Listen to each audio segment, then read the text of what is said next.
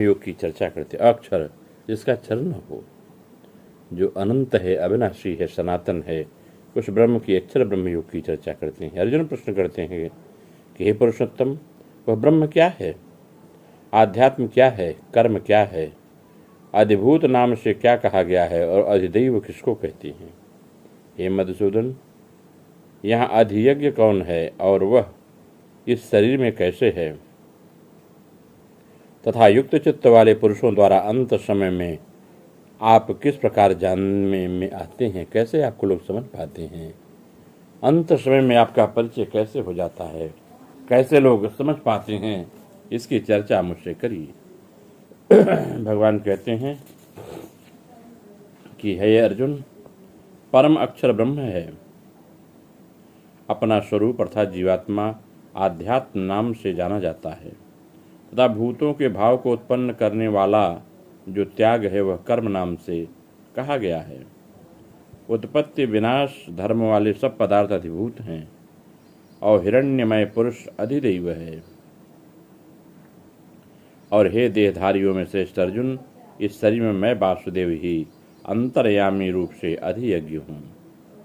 जो पुरुष अंतकाल में मुझको ही स्मरण करता हुआ शरीर का त्याग कर जाता है वह मेरे साक्षात स्वरूप को प्राप्त होता है, इसमें संशय नहीं है। हे कुंती पुत्र अर्जुन, यह मनुष्य अंतकाल में जिस जिस भी भाव को स्मरण करता हुआ शरीर का त्याग करता है उसको मैं उसी भाव में प्राप्त होता हूँ, क्योंकि वह सदा उसी भाव से भावित रहता है। इसलिए हे अर्जुन, तू सब समय में निरंतर मेरा स्मरण कर और युद्ध भी कर। इस प्रकार मुझ में अर्पण किए हुए मन बुद्धि से युक्त होकर तू न संदेह मुझको ही प्राप्त होगा। इसलिए हे पार्थ, यह नियम है कि परमेश्वर के ध्यान के अभ्यास रूप योग से युक्त दूसरी ओर न जानने वाले चित्त से निरंतर चिंतन करता हुआ मनुष्य परम प्रकाश रूप दिव्य पुरुष अर्थात परमेश्वर को ही प्राप्त होता है। जो पुरुष सर्वज्ञ अनादि और सबके नियंता, सूक्ष्म से भी अति सूक्ष्म, सबके धारण पोषण करने वाले अचिंत स्वरूप सूर्य देव के सदृश नित्य चेतन प्रकाश रूप और विद्या से अति परे शुद्ध सच्चिदानंद परमेश्वर का स्मरण करता है, वह भक्ति युक्त पुरुष अंतकाल में भी योग बल से भृगुटी के मध्य में प्राणों को अच्छी तरह स्थापित करके फिर निश्चल मन से स्मरण करता हुआ उस दिव्य रूप परम पुरुष परमात्मा को ही प्राप्त होता है।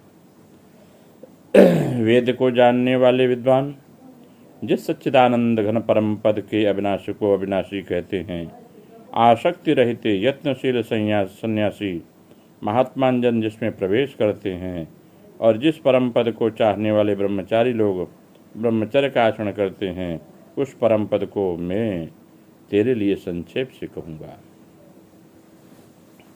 भगवान कहते हैं अर्जुन, सब इंद्रियों के द्वारा जो रोक कर तथा मन को हृदय में स्थिर करके फिर उस जीते हुए मन के द्वारा प्राण को मस्तक में स्थापित करके परमात्मा संबंधित योग धारणा में स्थित होकर जो पुरुष ओम इस एक अक्षर रूप ब्रह्म को उच्चारण करता हुआ और उसके अर्थ स्वरूप मुझ निर्गुण ब्रह्म का चिंतन करता हुआ शरीर का त्याग कर जाता है, वह पुरुष परम गति को प्राप्त होता है। हे अर्जुन, जो पुरुष मुझ में नित्य अनन्य चित्त होकर ही सदा निरंतर मुझ परमेश्वर मुझ पुरुषोत्तम भगवान का स्मरण करता है, उस नित्य निरंतर मुझ में युक्त हुए योगी के लिए मैं सुलभ हूँ, अर्थात उसे मैं सहज ही प्राप्त हो जाता हूँ।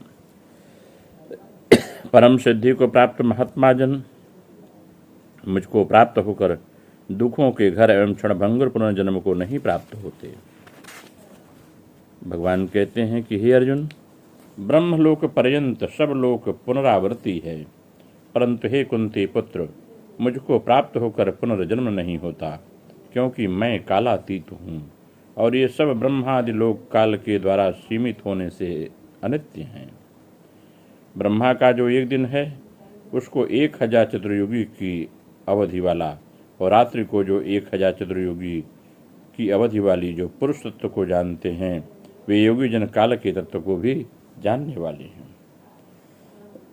संपूर्ण चराचर भूतगण ब्रह्मा के दिन में प्रवेश काल में अव्यक्त से अर्थात ब्रह्म से सूक्ष्म शरीर में उत्पन्न होते हैं।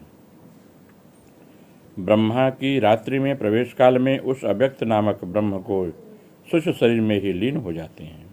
इसलिए हे अर्जुन, हे पार्थ, वही वह भूत समुदाय उत्पन्न होकर प्रकृति के वश में हुआ रात्रि के प्रवेश काल में लीन हो जाता है और दिन के प्रवेश काल में फिर उत्पन्न होता है। उस अव्यक्त से भी अति परे दूसरा अर्थात विलक्षण जो सनातन अव्यक्त भाव है, वह परम दिव्य पुरुष सब भूतों के नष्ट होने पर भी नष्ट नहीं होता।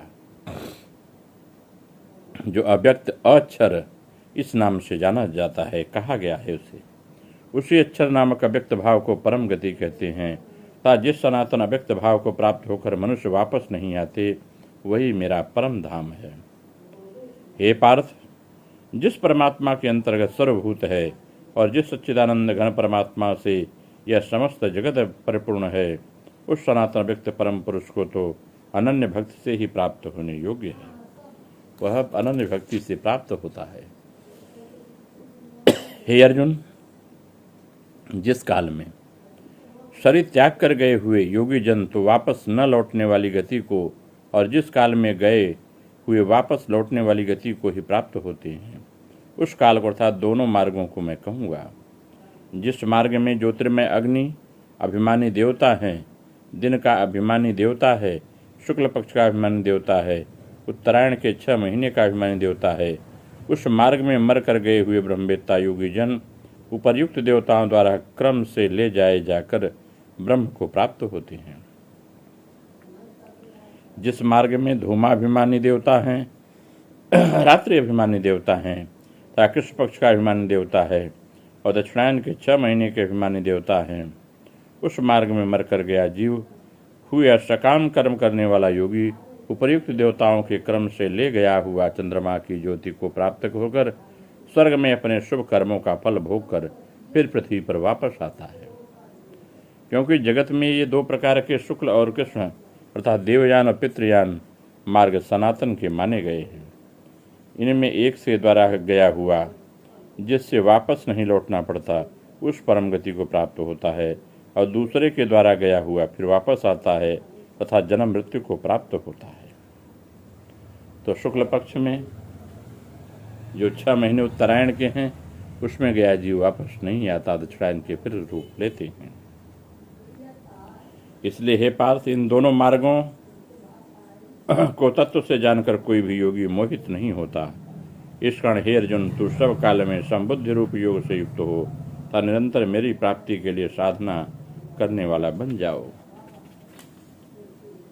भगवान कहते हैं कि हे अर्जुन, योगी पुरुष इस रहस्य को तत्व से जानकर वेदों के पढ़ने में तथा तप, यज्ञ और दानादि करने में जो पुण्य फल कहा है, उन सबको निसंदेह उल्लंघन कर जाता है और सनातन परम पद को प्राप्त होता है।